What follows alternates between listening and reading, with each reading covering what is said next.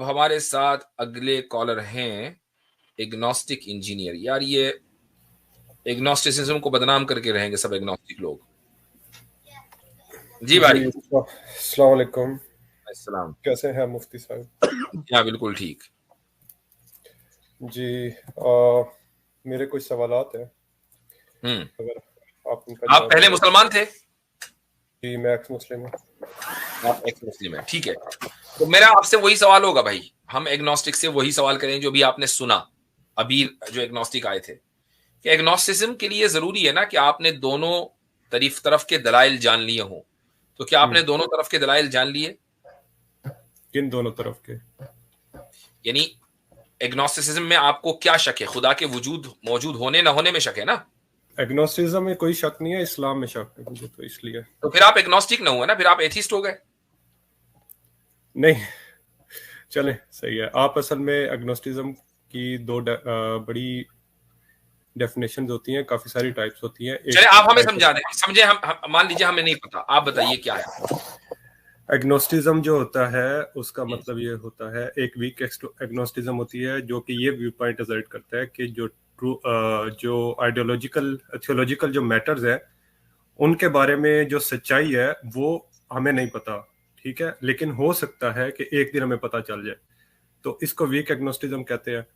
और स्ट्रॉन्ग एग्नोस्टिज्म इसको कहते हैं कि हमें किसी दिन पता भी नहीं चल सकता कि सच्चाई है क्या, यानी डाइटी यानी गॉड, खुदा, उसके बारे में हमें किसी दिन पता नहीं चल सकता। तो एग्नोस्टिज्म इटसेल्फ एक फिलोसॉफिकल पोजीशन है। तो आप वीक है कि स्ट्रांग है? मैं वीक एग्नोस्टिक हूँ, अच्छा, वीक एम्पिरिकल एग्नोस्टिक। तो इसका मतलब ये है कि सच्चाई आपको पता चल सकती है लेकिन अभी तक पता नहीं चली। अभी नहीं पता चली।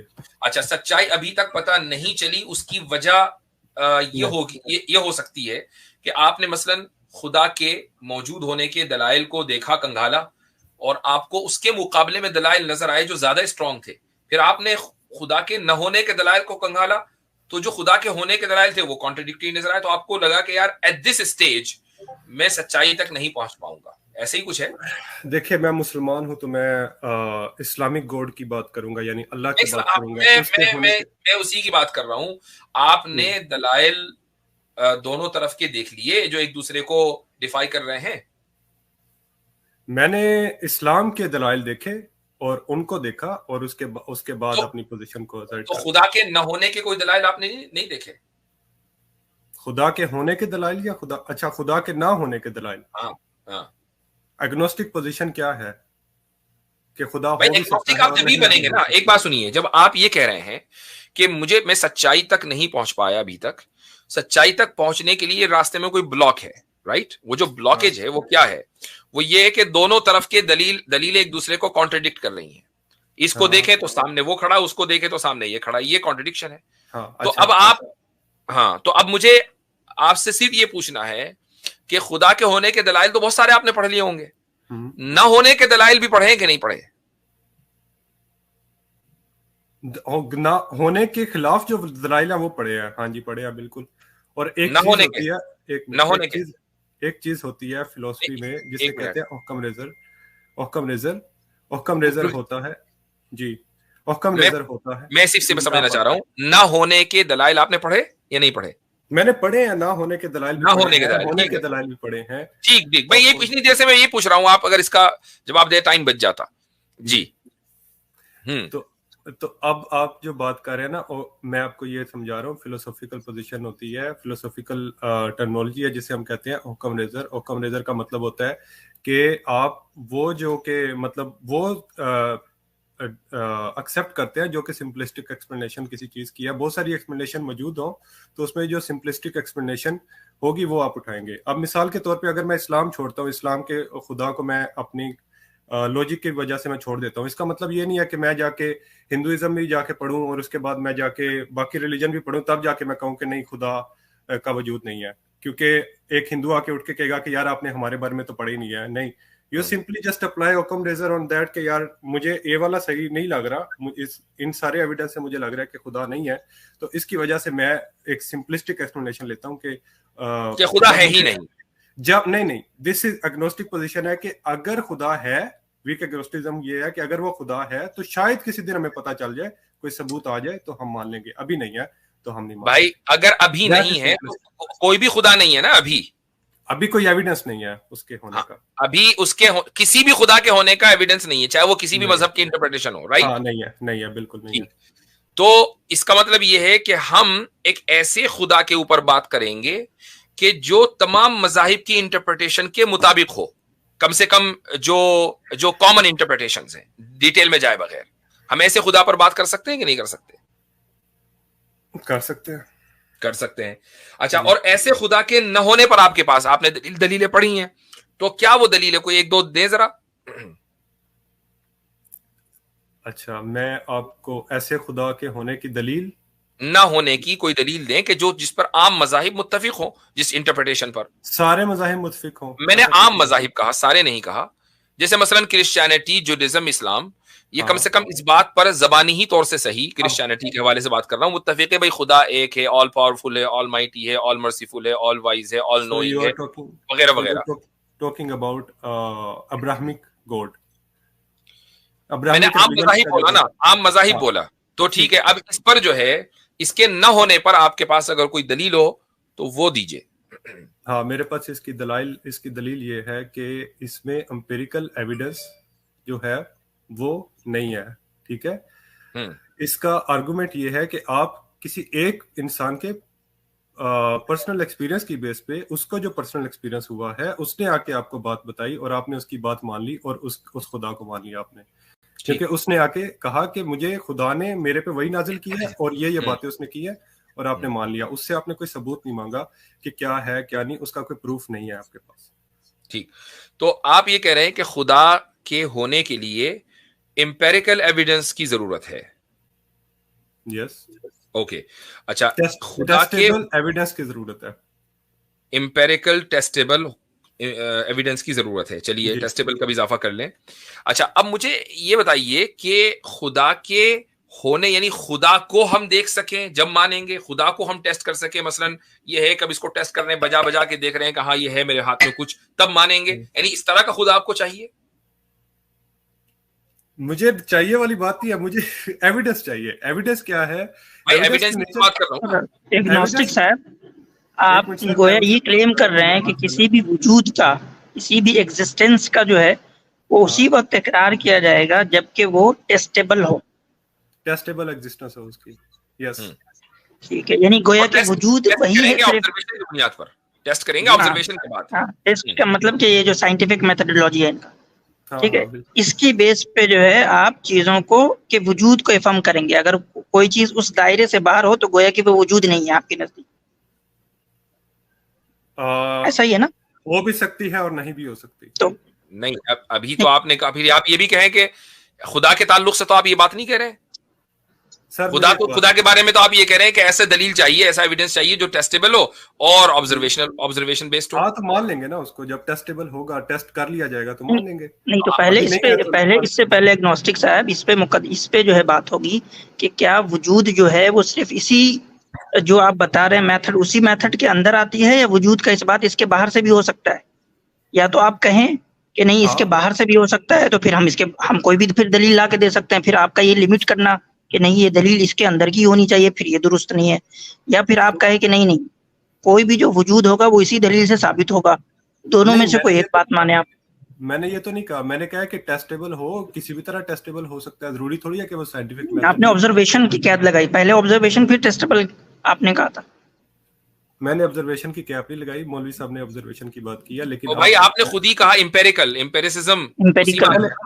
चले, सही है, आप टेस्टेबल सिर्फ ले ले, ठीक है, किसी भी तरह नहीं, टेस्ट कर ले। आप कुछ भी मेरी तरफ गढ़ दे और कह रहे चले सही है, आप खुद बोला आपने एम्पेरिकल। अच्छा, मैंने मतलब एग्नोस्टिक साहब आपका क्राइटेरिया क्या है ये खुद अभी तक तय नहीं है। नहीं, आप बीच पे नहीं बोले, मैं मौलवी साहब से बात कर रहा था, आप बीच नहीं, में वो भी मौलवी साहब है भाई, वो भी मौलवी साहब है, मेरी दोनों। फोटो देख के नहीं लग रहा मैं मौलवी साहब हूँ। नहीं, आप है मौलवी साहब, ये लेकिन ये जरा डेंजरस मौलवी साहब, इसलिए आप उनसे बात नहीं करना चाह रहे। नहीं, चले मैं बात उनसे कर लेता हूँ, फिर एक इंसान से बात कर लेता हूँ। आप मुझे बता दे किससे बात करी, मैं उससे बात कर लेता हूँ। हम दोनों ही बात करेंगे, पूरा पैनल यहाँ मौजूद है, आप पैनल से बात करने के लिए आए हैं। अच्छा, चले, आप टेस्टेबल। तो आपने एम्पेरिकल का लफ्ज आप वापस ले लिया। नहीं, एम्पेरिकल हो या टेस्टेबल हो, इन दोनों में से कोई भी हो, I am okay with that. ठीक है। अच्छा, ठीक है। तो जी आसिम भाई। आप कुछ कह रहे थे। तो मैं चाहता हूँ कि एम्पिरिकल तो बहुत यानी कि समझे कि वेल डिफाइंड वर्ड है, इस टेस्टेबल थोड़ा सा वेल डिफाइंड नहीं है, इसको थोड़ा डिफाइन कर दें कि जब आप टेस्टेबल कह रहे हैं तो क्या मतलब है, क्योंकि जब हम कोई अभी ला के देंगे आपको आर्ग्यूमेंट तो आप कहेंगे नहीं नहीं ये टेस्टेबल है ही नहीं, तो पहले वो बता दें टेस्टेबल का मतलब क्या होता है, चख के देख सकते हैं, सूंघ के देख सकते हैं, क्या मतलब टेस्टेबल का। मैं आपको एक मिसाल देता हूँ इस पे, एक जस्ट एक टेक एग्जांपल के एक साइंटिफिक स्पेकुलेशन है कि एक पैरेलल यूनिवर्स हो सकता है जो कि इन यूनिवर्स को मतलब क्रिएट करता है, पैरेलल यानी मल्टीवर्स की एक कॉन्सेप्ट है। तो अब हम उसको अभी हम मान नहीं रहे, बस इट जस्ट एन स्पेकुलेशन। जब कोई टेस्टेबल एविडेंस आ जाएगा मान लेंगे, जो उसका टेस्टेबल होगा उसी तरह का टेस्टेबल एविडेंस तो ये गोया ये आपका टेस्टेबल एम्पिरिकल ही है और कुछ नहीं है। हाँ हाँ हाँ, यही बात है ना, आपने टेस्टेबल को डिफाइन इंपेरिकल से कर दिया। नहीं, आपने अजर्ट किया ना अभी क्या नाम है तो आपका, भाई आप डिफाइन कर दिए ना कि टेस्टेबल का मौलवी मतलब कासिम। मेरे नजदीक ये है। आप कोई एविडेंस जो आपके दिमाग में आर्गुमेंट है आप लेकर आए, मैं फिर बताऊंगा कि वो नहीं, टेस्टेबल लफ्ज आपका लेकर मैं आऊं, आपने एक लफ्ज इस्तेमाल किया तो यकीनन उस लफ्ज की जो पूरी डेफिनेशन है वो आपके जहन में होगी। जब ये आपने कहा या तो इंपेरिकल हो या टेस्टेबल हो, और टेस्टेबल का लफ्ज आपने बाद में ऐड किया इंपेरिकल के बाद, तो कोई ना कोई उसके पीछे मकसद होगा उस लफ्ज के इस्तेमाल करने का, तो वो आपको पता होना चाहिए ना मेरे भाई। मुझे पता है, लेकिन मैं अभी आपको तो मैंने वो क्या मिसाल है? क्या दिया है, नहीं अभी मिसाल मैंने नहीं, क्या एग्जांपल आप दिया उसको है डिफाइन करें, आप उसको डिफाइन टेस्टेबल। करें। वो मिसाल इस पर सादिक नहीं आ रही। आपने कहा कि हम इसलिए नहीं मान रहे मल्टी यूनिवर्स क्योंकि अभी उसको टेस्ट नहीं अच्छा किया। भाई टेस्ट कैसे अच्छा, करेंगे चले बताइए, कैसे चले होगा मैं एक टेस्ट? काम करता हूँ, आपको मैं सारा बता देता हूँ कि मैं टेस्टेबल बाय अभी रुक जाइए, डेफिनेशन टेस्टेबल क्या होता है। एक मिनट, अभी रुक जाइए, वो आप बताएंगे। अभी रुक जाइए, मल्टीवर्स थ्योरी को आप जब मानेंगे जब उसका टेस्ट हो जाएगा, तो कैसे होगा उसका टेस्ट? क्या आपके नजदीक उसका मेयार है, उसका टेस्ट कैसा होना चाहिए? ये तो साइंसदान नहीं बता सकते, तो मैं कैसे बता सकता हूँ इस वक्त। वाह भाई, दिस इज द पॉइंट। यानी आप मानेंगे जब टेस्ट हो जाएगा, लेकिन आप खुद टेस्ट नहीं करेंगे, साइंसदान करेंगे। मैं खुद टेस्ट करूंगा। अभी तो मैं खुद आपने कहा टेस्ट करूंगा साइंसदान बताएंगे। तो साइंसदान अगर किसी साइंटिस्ट ने, या हो सकता है मैं कल को करके उस चीज को टेस्ट कर लेता हूँ, मेरे पास कोई ऐसी चीज आ जाती तो यानी साइंसदान की बात नहीं मानेंगे? है, साइंसदान की बात मानूंगा। हो सकता है मैं वो साइंसदान की बात मानेंगे ना, एक्सपर्ट की बात मानेंगे, खुद टेस्ट नहीं करेंगे या खुद करेंगे? सुन लेना बात सुन लेना। हम्म, अब अगर मैं एक लैब में काम कर रहा हूँ, साइंसदान ने मुझे बताया कि रजिस्टर में से इतना करंट गुजारे तो इतना वोल्टेज, या इतना वोल्टेज हो तो इतना करंट गुजरता है, ठीक है। अब साइंसदान ने करके मुझे बताया, मैंने वो टेस्ट कर लिया लैब में, जिस तरह से उसने बताया रिप्रोड्यूसेबल वो चीज है, ठीक है। तो अब आप खुद टेस्ट करेंगे मल्टीवर्स का? यार अगर कोई साइंसदान आके मुझे बता देगा, हो सकता है कि मैं अगर अपनी लैब में सेटअप कर सकता हूँ मल्टीवर्स का, तो मैं कर कैसे सकता हूँ। करेंगे? उसका क्या मेयार आपके नजदीक है वो बताइए। कोई लॉजिक होगा उसके पीछे, क्या? लॉजिक करें, कोई कुछ रीजन भी होगा। मतलब, यानी इसका मतलब अकली बुनियादों पर आप कर सकते हैं, इंपेरिकल जरूरी नहीं है। हाँ, अकली बुनियादों पे कर सकते हैं। अकली- logic is also part of, मतलब थॉट एक्सपेरिमेंट्स जो होते हैं वो लॉजिक की बेस पे ही होते हैं, तो आप उस पे भी अच्छा, कर तो सकते फिर हैं, मैथमेटिक्स पूरी बेस इसका पे। मतलब ये हुआ कि अगर अकली बुनियादों पर ये खुदा का वजूद साबित हो जाए, तो ये जरूरी नहीं है ठीक कि है, आप ठीक है, ये जरूरी नहीं है कि आप फिर इंपेरिकल एविडेंस की डिमांड करें, राइट? हाँ ठीक है, नहीं ठीक। जरूरी। जी आसिम भाई। जी, तो इसमें बहुत सारे हमारे पास तो इतने आर्गुमेंट है कि बात करें तो पूरी रात हो जाए। हाँ, चले मैं बहुत सिंपल सा एक आर्गुमेंट पूछता हूँ आपसे। आप जो है वो कंटिंजेंट हैं, यानी आप जो है वो यानी खत्म होने वाले हैं या हमेशा रहने वाले हैं आप? मैं खत्म होने वाला, मेरी मतलब यानी जो डिपेंडेंट हैं आप, डिपेंडेंट हैं आप? जिस्मानी जिंदगी है वो खत्म होने वाली है, आप बिल्कुल। डिपेंडेंट हैं ना? हाँ ठीक है, तो ये आप जिस पे डिपेंडेंट है वो भी डिपेंडेंट होगा। हाँ बिल्कुल। चल, तो ये डिपेंडेंट की सीढ़ी कहीं ना कहीं जाके तो रुकेगी ना, किसी ऐसे पिलर पे तो रुकेगी जो इंडिपेंडेंट हो। जरूरी थोड़ी है। जरूरी है? नहीं जरूरी है तो फिर आपका एग्जिस्टेंस यहाँ पे हो ही नहीं सकता। With in this time and space तो हम जाएंगे, तो हम अगर आप कहें कि कोई इंडिपेंडेंट उधर पिलर नहीं है खड़ा हुआ जो सारे डिपेंडेंट को संभाले हुआ है, तो फिर आप आए कहाँ से? बिग बैंग की थ्योरी का पता है आपको? भाई ये सब बचकाना बातें हो गई, थ्योरी का पता है ये? नहीं, आप नहीं, सीधा आप इसका आंसर करें कि जो डिपेंडेंट है वो अगर कहीं इंडिपेंडेंट पिलर पे नहीं रुकेगा तो क्या आपका एग्जिस्टेंस यहाँ पे होगा? हो भी सकता है। कैसे हो सकता है? कैसे? हाँ, इसको साबित करें। आपको बिग बैंग का पता है? अरे यार नहीं, सवाल पूछ रहा हूँ ना आपको। आप इसको साबित कर लीजिए पहले, वो पता होता रहेगा, हम साबित कर लीजिए। आपने अभी तक जितनी बातें बताई हैं उससे 10 बातें हमें आगे पता है। आप उसको साबित कीजिए कि अगर ये सिलसिला कहीं ना रुके तब भी आप एग्जिस्ट कर सकते हैं, बावजूद है कि आप कंटिंजेंट हैं, और कंटिंजेंसी का ये सिलसिला हमेशा चलता रहे इन्फिनिटली, आप तब भी मौजूद होंगे। इसको साबित कीजिए। नहीं, मैं नहीं हो सकता। अगर इन्फिनिटी चलता रहेगा तो फिर नहीं हो सकता। तो यार ये बात आप पहले कहते कहीं ना कहीं जो है कोई इंडिपेंडेंट पिलर है। वो पॉइंट सही मतलब समझ नहीं आ रही थी ना उनकी, तो सही नहीं हो सकता, बिल्कुल नहीं हो सकता। तो आप यानी कि डू यू एग्री के कोई ना कोई इंडिपेंडेंट पिलर है जो ये सारे, जिस पे ये सारे डिपेंडेंट जो है वो जो इवेंट्स है वो उस पर टिके हुए हैं? हाँ बिल्कुल, ठीक है। कोई इंडिपेंडेंट तो फिर एक इंडिपेंडेंट पिलर साबित हो रहा है, दैट इज गॉड। हाँ, वो मेरी नजर में बिग बैंग है, आपकी नजर में गॉड है। ठीक है। नहीं, बिग है आपकी नजर में बिग बैंग तो खुद भाई एक इवेंट है। इवेंट है ना, इवेंट गॉड है। बिग बैंग के बाद बिग बैंग तो खुद डिपेंडेंट एक इवेंट है भाई। बिग बैंग के बाद ही टाइम, आप कैसे साबित करते हैं कि वो डिपेंडेंट इवेंट है? क्या आपको पता है? क्योंकि भाई वो एक इवेंट है, एक टाइम फ्रेम में वो एक इवेंट है, तो इसका मतलब ये है कि वो कंटिंजेंट है। अगर वो कंटिंजेंट नहीं होता तो वो उसी स्टेटस में रहता। वो अगर कंटिंजेंट नहीं रहता तो वो उसी स्टेटस में रहता। अगर बिग बैंग कंटिंजेंट नहीं होता तो आप जो है वो उस इवेंट्स के पार्ट कैसे बनते? आप बन ही नहीं पाते। सर, आपकी बात को मैं स्टीलमैन कर रहा हूँ। आप ये कह रहे हैं कि जो बिग बैंग है वो भी किसी टाइम और स्पेस में हुआ है, आप ये कह रहे हैं, क्योंकि आपकी बात अभी आपने ये बात की है। नहीं, वो कंटिंजेंट है। बिग बैंग भी जो है वो एक, बात ये हो रही है कि बिग बैंग जो है वो खुद कंटिंजेंट है। अगर वो कंटिंजेंट ना होता या डिपेंडेंट ना होता, इंडिपेंडेंट होता, तो वो कभी चेंज ना होता, उसके अंदर कोई मजीद इजाफा, कमी बेशी कुछ ना होती, वो अपनी जगह रहता। हाँ, लेकिन आप मुझे ये बात बताएं कि ये किसी चीज का आपने ये आपने खुद ही डिफाइन किया ना। आपने कहा कि मैं खत्म होने वाला हूं। अच्छा जी, खत्म होने का क्या मतलब है? जी मैं कंटिंजेंट हूं इसलिए मैं खत्म होने वाला हूं। तो बिग बैंग भी होकर खत्म हो गया, राइट? तो इसका मतलब बिग बैंग भी कंटिंजेंट हुआ, इंडिपेंडेंट तो न हुआ। तो बिग बैंग को आप इंडिपेंडेंट कैसे मान रहे हैं? अच्छा चले, मैं इस बात को भी मान लेता हूँ कि आप कह रहे हैं बिग बैंग डिपेंडेंट है या इंडिपेंडेंट है। पोजीशन क्लैरिफाई करके मुझे। भाई डिपेंडेंट है ना, वो कंटिंजेंट है। जो बिग बैंग को अगर मान भी लें आप, आपकी बात मान ली, बिग बैंग डिपेंडेंट है, ठीक है। आप ये कह रहे हैं कि बिग बैंग जो है वो डिपेंडेंट इवेंट है, किसी और फोर्स ने बिग बैंग किया, और उसको आप कह रहे हैं कि ये वो फोर्स जो है वो खुदा की फोर्स नहीं, इसके लिए कॉज का आप लफ्ज इस्तेमाल करें तो ज्यादा बेटर होगा, फोर्स से ज्यादा। कॉज का लफ्ज आप, किसी कॉज ने बिग बैंग कॉज किया, ठीक है, वो खुदा की जात है। इससे आपका खुदा कैसे साबित होता है? वो रिलीजियस गॉड जो अल्लाह है। अभी तो हमारा सिर्फ एक वजूद साबित हो गया ना, मतलब एक इंडिपेंडेंट वजूद साबित हो गया। अभी तो एक क्वालिटी उसकी साबित हुई है।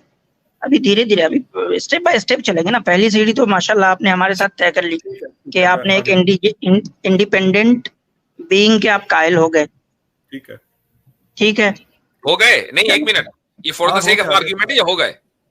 मैं आर्गुमेंट समझना चाह रहा हूँ, ठीक है, मैं बात समझ। तो इसका मतलब अभी नहीं हुआ है। तो आर्गुमेंट समझ लीजिए आगे बढ़ने से पहले।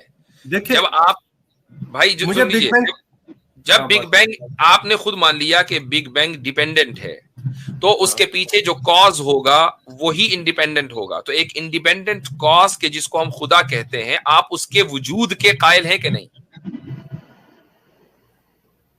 किसी कॉन्शियस वजूद के कायल जरूरी नहीं। अभी उसको कॉन्शियसनेस का भी छोड़ दें। अभी सिर्फ एक इंडिपेंडेंट वजूद के कायल हैं कि नहीं? इंडिपेंडेंट कुछ भी हो सकता है भाई, वो बात देखेंगे बाद में, अभी साबित करेंगे। आप इस इंडिपेंडेंट वजूद के एग्जिस्टेंस के कायल हो गए कि नहीं हो गए? क्यों इतना डर लग रहा है? मैं मान गया आपकी बात, ठीक है, कायल हो गया मैं। आगे बढ़े आप। नहीं, for the sake of argument नहीं, आगे तभी बढ़ेंगे। हाँ, आपको अगर कोई शक है या एतराज है तो एतराज कीजिए अभी।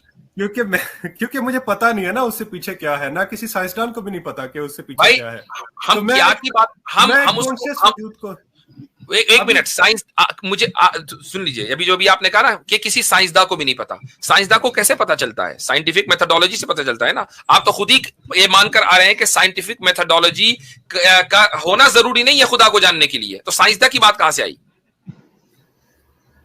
देखिए साइंटिफिक मेथडोलॉजी जो होती है, साइंटिफिक मेथडोलॉजी के अंदर भी इवन साइंटिफिक मेथडोलॉजी ऑब्जर्वेशन पे डिपेंड करती है, लेकिन साइंटिफिक स्पेकुलेशन भी कोई चीज होती है जो कि आप लॉजिक से वो स्पेकुलेशन भी भाई ऑब्जर्वेशन ही के ऊपर कुछ ना कुछ ऑब्जर्व करते हैं, उसके बाद फिर स्पेकुलेट करते हैं। कहीं ना कहीं तो कुछ ना कुछ ऑब्जर्व करेंगे ना, या जहन में एक आइडिया आया बस जड़ दिया, ऐसा तो नहीं होता ना। तो अभी आप थोड़ी देर पहले जो पूरी साइंस इंपेरिसिज्म के ऊपर डिपेंड करती है उसको कहकर आ रहे हैं कि नहीं, इंपेरिकल डाटा की कोई जरूरत नहीं है, अकली बुनियादों पर मैं कबूल कर लूंगा। अब हमने आपको अकली दलील देनी शुरू की तो आपने कहा कि साइंटिस्ट को क्या पता कि बिग बैंग से पहले क्या था, फिर आप दोबारा साइंटिस्ट पर आ गए। तो ये सर्कुलर रीजनिंग नहीं तो और क्या है भाई? नहीं, मैं सर्कुलर रीजनिंग नहीं अप्लाई कर रहा, आप जरा इस जगह पे पॉइंट समझिए। मैं कह रहा हूं कि मुझे कैसे पता हो सकता है कि उससे पहले कोई जो इंडिपेंडेंट, चले मान लेते हैं, ठीक है, आपकी बात मान लेते हैं, कैसे पता हो सकता है? अभी आपको दलील दी ना पता होने की, अभी तो दलील दी कि कैसे पता हो रहा है। इंडिपेंडेंट एग्जिस्टेंस को मान लेते हैं, आप काइंडली इससे आगे बात लेकर चले, यहाँ पे बात चले। वो कोई एक इंडिपेंडेंट कॉज है, ठीक है। आप ये मानते हैं कि नहीं कि आप बिग बैंग को मान रहे हैं, तो बिग बैंग जो है वो एक टाइम फ्रेम में हुआ है, मतलब उसका एक आगाज है, एक बिगिनिंग है उसका, उसके बिगिनिंग को आप मानते हैं बिग बैंग के, या वो इटर्नल है बिग बैंग? मानता हूँ उसकी बिगिनिंग को। हाँ, मानता हूँ उसके बिगिनिंग को मानते हैं। चलो, तो अब इससे ये पता चला कि वो जो कॉज है, जो एक इंडिपेंडेंट कॉज है, उसने इसको बिगिन कभी किया है। या तो अब ये मानेंगे कि वो कॉज जो है, वो जो इंडिपेंडेंट कॉज है उसके पास कॉन्शियसनेस नहीं होगा, उसके पास जो है कॉन्शियसनेस नहीं होगा, और ये बिग बैंग जो है उससे ऐसे ही आ गया है जैसे समझे कि आप आग से जो है गर्मी आती है। एक आग होता है, वो कॉज करता है, उससे जो है वो आग होता है, उससे गर्मी आ जाती है, वो ऑटोमेटिकली आ जाती है, मतलब जहां होती है वहीं आ जाती है ना। तो अगर आप ये मानेंगे तो फिर इसका मतलब ये मानना होगा कि इसका भी कोई बिगनिंग नहीं है, हालांकि अभी आपने कहा कि इसका बिगनिंग है। तो मतलब इसके पीछे जो इंडिपेंडेंट कॉज है उसके पास एक विल और इरादा है कि उसने इसको बिगिन किया है कभी, क्योंकि वो तो इंडिपेंडेंट है, तो वो तो इंडिपेंडेंट है, तो वो तो किसी पे डिपेंड नहीं करता, तो वो तो हमेशा से होगा, इटर्नल होगा। और ये तो इटर्नल है नहीं, ये तो इटर्नल है नहीं, क्या? और ये इटर्नल है नहीं, हाँ, तो ये तो इटर्नल है नहीं, ये तो एक 14 कुछ पॉइंट बिलियन। अल्फाज में एग्नोस्टिक इंजीनियर साहब, इसको आप इस तरह समझ लें कि अगर उस इंडिपेंडेंट कॉज को आप कॉन्शियस बीइंग नहीं मानेंगे तो जो बिग बैंग का इवेंट है, जो डिपेंडेंट है, जो टाइम बाउंड है, उसको भी टाइमलेस होना पड़ेगा, जिस तरह वो इंडिपेंडेंट कॉज टाइमलेस है। ठीक? अगर और अगर आप, या फिर आप उस इंडिपेंडेंट कॉज को भी डिपेंडेंट मानेंगे, टाइम बाउंड मानेंगे, जिस तरीके से आपने बिग बैंग को डिपेंडेंट माना है। ठीक है। और ये फैलेसी है, क्योंकि अभी आप उसको इंडिपेंडेंट कॉज मान के आए तो डिपेंडेंट नहीं हो सकता। ठीक है। तो उसके अंदर कॉन्शियसनेस का होना जरूरी है। ठीक है। ठीक, यहां तक मान लिया। ठीक है, उसका कॉन्शियसनेस होना जरूरी है। ठीक है। अब ये साबित हो गया कि एक सुप्रीम बीइंग जो इंडिपेंडेंट है और उसके अंदर कॉन्शियसनेस भी है, उसका होना जरूरी है हमारे वजूद के लिए।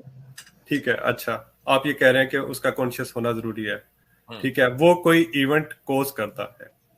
ठीक है, यही बात है आपकी। ठीक है। हाँ। अच्छा, तो क्या वो बीइंग जो है वो कॉज एंड इफेक्ट से बाहर है? ये मेरा सवाल है भाई। वो इंडिपेंडेंट, वो डिपेंडेंट नहीं है ना, वो इंडिपेंडेंट है तो वो कॉज एंड इफेक्ट से तो बाहर ही होगा, वो तो कॉज से बाहर होगा ना अपने, ये तो वो तो बस इफेक्ट करता है ना। एक मिनट, ये तो आप अकली दलाइल, आप भी यही कह रहे हैं, आप भी यही मानकर आए हैं, क्योंकि अगर आप उसको कॉज एंड इफेक्ट के सिस्टम में डालेंगे तो फिर आप मौजूद नहीं हो सकते। अभी आपने कहा कि कॉज एंड इफेक्ट का सिलसिला इन्फिनिटली नहीं चल सकता, वरना मैं मौजूद नहीं हूंगा। अभी आप मानकर आए हैं, उससे पलटिए मत। ठीक है, मैं आपकी बात से, मैं उससे नहीं पलट रहा, लेकिन मैं आपसे सवाल पूछ रहा हूँ सिर्फ कि क्या वो कॉज एंड इफेक्ट से बाहर है? ये तो आपने जब उसको मान लिया कि वो इंडिपेंडेंट है, तो उसी वक्त आपको ये भी मान लेना चाहिए कि वो कॉज एंड इफेक्ट के इस जो है वो साइकिल से बाहर है। ये तो खुद ब खुद हो गया। फिर आपका ये पूछना मतलब, जो आप जवाब देंगे ना, मैं उसको मान लूंगा। जो आप जवाब देंगे ना, दो चीज हो गई, दो चीज साबित हो गई कि एक इंडिपेंडेंट कॉज है और वो कॉन्शियसनेस है, कॉन्शियसनेस रखता है, कॉन्शियस है। ठीक है। ठीक है, और क्या वो कॉज एंड इफेक्ट से बाहर है? वो कॉज से बाहर है, वो इफेक्ट बस करता है। वो बस इफेक्ट करता है, वो कोई मतलब हाँ, वो उसका कोई कॉज नहीं है। सारे कॉज जो है ना, सारे कॉज जो है, सारे इफेक्ट जो है वो उससे ही है, लेकिन उसका कोई जो है कॉज नहीं है। ठीक है, उसका कोई कॉज नहीं है, इंडिपेंडेंट बीइंग है, उसका कोई कॉज नहीं है, उसको किसी ने कॉज नहीं किया, वो कॉज एंड इफेक्ट से बाहर है। यानी वो कोई भी काम कॉज एंड इफेक्ट नहीं, आप बार बार फैलेसी कर रहे हैं। कॉज एंड इफेक्ट नहीं, वो इफेक्ट करता है, तभी तो हम यहाँ पे हैं। उसने जो है तख्लीक की, उसने जो है वो इवेंट, कौन सी फैलेसी कर रहा हूँ काइंडली, मुझे भी थोड़ा पता चले। मैं आपको बार बार कह रहा हूँ कि वो कॉज, उसका कोई कॉज नहीं है, वो इफेक्ट करने की ताकत रखता है। ठीक है, उसका कोई कॉज नहीं है, लेकिन वो इफेक्ट करने की ताकत रखता है, तो फिर आप उसको कॉज एंड इफेक्ट से बाहर है, कॉज एंड इफेक्ट से बाहर है कर। आप मुझे डिफाइन करेंगे कॉज एंड इफेक्ट क्या होता है? अरे यार, नहीं, एक मिनट, मुझे थोड़ी समझ नहीं आ रही ना इनकी बात की कि वो अफेक्ट। भैया आप अपने माँ बाप के इफेक्ट हैं, आपके माँ बाप आपके कॉज हैं। हाँ, ये बिल्कुल सही, सिंपल सी बात है ना। हाँ बिल्कुल सिंपल सी बात है। तो इसका मतलब है कि something happens because of something else, मतलब पहले कुछ हुआ, उसके बाद कोई चीज होती है। ठीक है, अब मुझे एक बात बताएं, आप यहाँ पे मेरा सवाल है, आप मुझे ये बात बताएं कि क्या मैं जब कोई बुरा काम करता हूं उसके बदले मुझे दोजख मिलेगी? अरे भाई, अब कहाँ कूद के आप जा रहे हैं? अभी तो हम लोग वजूद है, अभी तो हम खुदा के वजूद पे बात कर रहे थे। अरे मैं आपके खुदा अभी बात कर रहे हैं आगाज की, आप चले गए इंतहा पे। अभी तो हम आगाज की बात कर रहे हैं, इंतहा पे कहाँ पहुंच गए? जन्नत दोजख का तो इंतहा में मामला है। अरे यार, अच्छा जी, just bear with me for एक थोड़ी सी देर के लिए ना, सिर्फ ये बात मुझे समझाए कि मैं थोड़ी काम यानी थोड़ी सी देर के लिए आपको बर्दाश्त करें, ठीक है, कर लेंगे। बर्दाश्त करें, बिल्कुल। मैं हाँ, बहुत शुक्रिया आपका अगर आप बर्दाश्त कर रहे हैं तो। जी। देखिए, अब अगर मैं कोई बुरा काम करता हूं तो फिर उसके हिसाब से मुझे उसकी सजा मिलती है, ऐसे ही है? बोलते रहे, आप बर्दाश्त कर रहे हैं, हम आपको बस बोलते रहे। हाँ, ठीक है, इसका जवाब तो दे दें। नहीं, आप बोले फिर जवाब देंगे। क्विज मैंने आपके सारे सवालों के जवाब दिए हैं, आप काइंडली आप थोड़ा इसका जवाब आप अपनी बात पूरी रखें, चूंकि अब मामला बर्दाश्त में चल रहा है, इससे बाहर नहीं होना चाहिए, बर्दाश्त से बाहर। ठीक है, अब आप चलते रहे। अच्छा, अगर मैं कोई काम करता हूं और उसके बदले में मुझे कोई सजा या जजा मिलती है, तो इसका मतलब है कि मेरा जो काम है, यानी कोई खुदा मुझे सजा इस वजह से दे रहा है क्योंकि मेरा काम उसका कोज बन रहा है, उस अफेक्ट का कोज बन रहा है, उस रिजल्ट का कोज बन रहा है। ठीक है, तो खुदा फिर कैसे, जो इस्लामी कोड काम उस रिजल्ट का, यानी दोजख में जाने का कॉज बन रहा है, ठीक है, कोज बन रहा है, तो फिर खुदा कोज एंड इफेक्ट से बाहर कैसे? जो अल्लाह है, जो खुदा की जात है, वो कोज एंड इफेक्ट से बाहर कैसे है? फिर वो सजा अल्लाह को मिल रही है, आपको मिल रही? मुझे मिल रही है। तो फिर आप ही हुए ना अंदर। अल्लाह को काहे को ला रहे हैं अंदर? हाँ, मैं एक मिसाल देता हूँ ना इस पे। अब मिसाल के तौर पे मेरे एक यहाँ पे, यानी अपने अमल का नतीजा आप भुगत रहे, ठीक? मेरी बात सुन ले। और कह रहे हैं कि अल्लाह ताला कॉज एंड इफेक्ट का हिस्सा हुआ। वाह भाई वाह। मेरे सामने गिलास पड़ा हुआ है, मैंने एक गिलास खाली था मेरे पास, ठीक है, मैंने इसमें पानी भरना शुरू किया, वो भर गया। कोज क्या था? पानी भरना शुरू किया, इफेक्ट हुआ, गिलास भर गया। तो अब गिलास पे इफेक्ट हो रहा है, लेकिन कोज क्या है? मैं उसको कोज, मतलब जो कोज है वो कुछ हो रही है, लेकिन कोज हो रहा है, कुछ हो रहा है। तो अब नहीं, आप है कॉज, आपने पानी भरा। हाँ, और इफेक्ट ये है कि गिलास भर गया, ठीक? हाँ, ऐसे ही यहां पर आपने गुनाह किया, इफेक्ट ये है कि आप जलेंगे। हाँ, तो फर्क क्या हुआ? जलाएगा कौन? अच्छा, अब आप ये कहें कि मैंने गिलास रखा हुआ है, मैंने इसमें पानी भरा, ठीक है, मैं, और लेकिन इफेक्ट जो है वो आसिम इफ्तिखार, वो कॉज आसिम इफ्तिखार साहब है। मुझे बताएं, जलाएगा कौन मुझे? यानी मैं रहा हूं, भर रहा गिलास है, और कॉज हो गया आसिम इफ्तिखार साहब। अरे मेरे भाई, मैं आपसे बहुत सिंपल सवाल पूछ रहा हूँ, मुझे जला कौन रहा है? अब उसको इसी पानी वाली की मिसाल ले लें। आपकी टंकी में पानी आ रहा है, ठीक? अब आपने गिलास टंकी के सामने रखा और वो पानी भर गया, ठीक है? तो आप ये कहेंगे कि ये वो बैठा हुआ है ना बड़े वाले टंकी के ऊपर, जिसने टंकी बंद नहीं की, मेन जो वाटर लाइन है, वो कॉज है इस गिलास के भरने का। भाई वो कॉज होगा कि ये आप कॉज होंगे कि आपने टंकी खोल के गिलास उसके नीचे रखा? अच्छा, ये वाटर सप्लाई कंपनी होगी कॉज। अच्छा, अगर कोई मिसाल, चले एक और मिसाल दे देता हूँ, आप मेरे ख्याल से ये वाली मिसाल फेल हो गई? नहीं, फेल नहीं हुई, ये फेल नहीं हुई, असल में आप समझ नहीं पा रहे मेरी मिसाल को, या ये उतनी अच्छी मिसाल नहीं है जितनी कि आप हाँ, ये यही वाली बात है, ये सेकंड वाली बात ज्यादा सही है। अब अगर मेरे सामने चले, मैं एक पुलिस ऑफिसर हूँ और एक मुजरिम है और वो कोई जुर्म करता है, ठीक है, और मैं उसको जेल में बंद कर देता हूँ, ठीक है। अब जेल में कौन बंद कर रहा है? मैं कर रहा हूँ, लेकिन काम क्या था जिसकी वजह से उसको जेल में बंद किया जा रहा है? वो कॉज थी जिसकी वजह से उसको जेल में बंद किया जा रहा है। उसने कोई गलत काम किया था या उसने चोरी की थी, मैंने उसको जेल में बंद कर दिया, ठीक है। तो अफेक्ट क्या है? अफेक्ट हो रहा है और कोज भी हो रहा है। कौन कर रहा है इसको भी फिलहाल छोड़ दें, बट कोज है और इफेक्ट है। मैं बाउंड हूं कोज और इफेक्ट से, यानी अगर वो कोई गलत काम नहीं करेगा तो मैं उसको जेल में भी बंद नहीं करूंगा। अगर कोई पीछे कोई ये चीज पूछे कि भाई इसको जेल में क्यों बंद किया, अच्छा मैं एक सवाल आपसे, यही चलिए रुक जाइए, हालांकि ये मिसाल भी वैसे ही है पानी वाली, बल्कि उससे जरा कम दर्जे की मिसाल है, लेकिन मैं अभी इस मिसाल की फ्लॉस को बयान करने से पहले एक सवाल आपसे ये पूछ लेता हूं कि ये जो इसी मिसाल के ताल्लुक से एक आदमी ने जुर्म किया, ठीक, और अदालत में केस चला, मुल्क का कानून यह है कि उस आदमी को उस जुर्म की 5 साल सजा होगी, कम से कम मिनिमम 5 साल। अब क्या उसको जज को ये इख्तियार है कि वो उसको सजा न दे, जबकि कानून में लिखा है कि उसकी सजा मिनिमम 5 इयर्स है? जी, जज को इख्तियार नहीं है, बिल्कुल नहीं है ना, नहीं है। जज मजबूर है, कानून में लिखा हुआ है कि 5 साल की सजा देगा, ठीक। तो खुदा मजबूर नहीं, खुदा मजबूर नहीं है, वो आपको चाहेगा तो माफ कर देगा, माफ कर देगा मुझे, आपको चाहेगा तो माफ कर देगा, यानी एक गुनहगार को चाहेगा तो माफ कर देगा।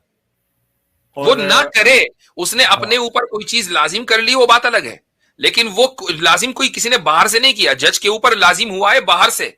कानून साज काउंसिल ने, लेजिस्लेटिव जो काउंसिल है, उसने जज को ताबे किया है कि ये है मुल्क का कानून, इसके मुताबिक चलेगी आपकी अदालत।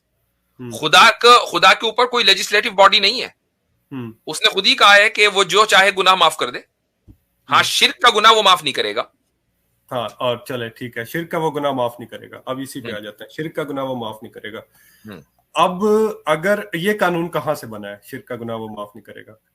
कानून इसे खुद बनाया है, उसने खुद बनाया, ठीक है, उसने खुद बनाया। इसका मतलब है कि अगर मैं शिर्क करता हूँ, मैं शिर्क करता हूँ और मैं दोज़ख में चला गया, ठीक है, खुदा ने मुझे, अब कोज क्या है?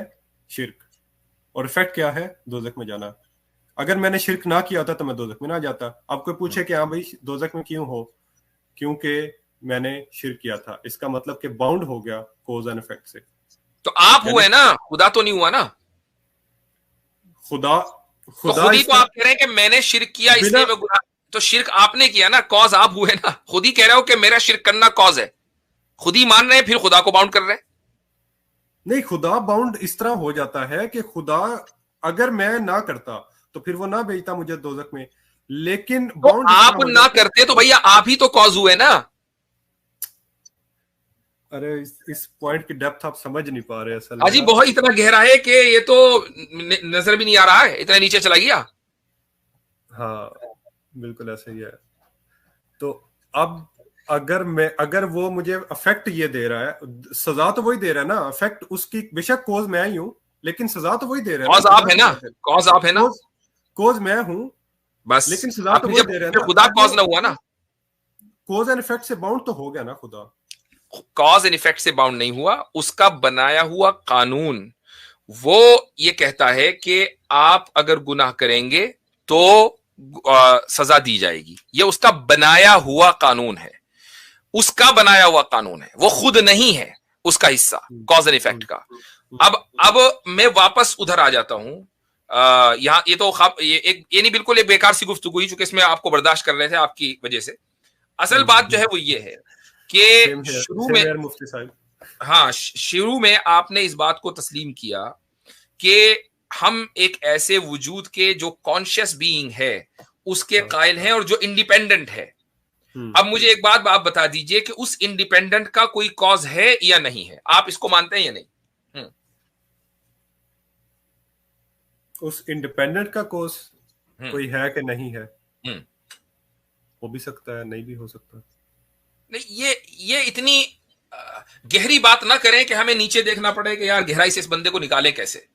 हो भी सकता है, नहीं भी हो सकता, क्या मतलब? क्योंकि अगर होगा तो फिर वो इंडिपेंडेंट नहीं होगा ना। आप मान रहे हो इंडिपेंडेंट?